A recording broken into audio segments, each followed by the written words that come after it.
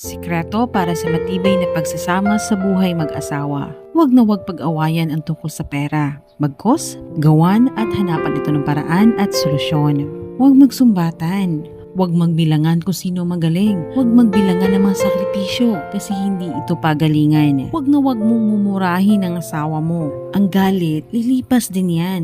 Pero yung masakit na salitang iyong binitiwan, hindi niya na yan makakalimutan kahit kailan. Huwag makipag-chat secretly sa mga ibang babae or sa ibang lalaki. In short, don't cheat. Respeto.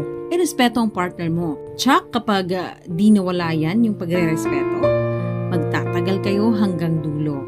And of course, last, put God in the center of your relationship. Dahil mas magiging matibay kayo, mas magiging mapagmahal kayo sa isa't isa.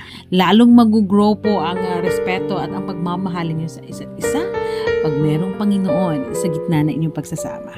Kung nakarelate ka sa usaping ito, comment down below. God bless you and follow for more.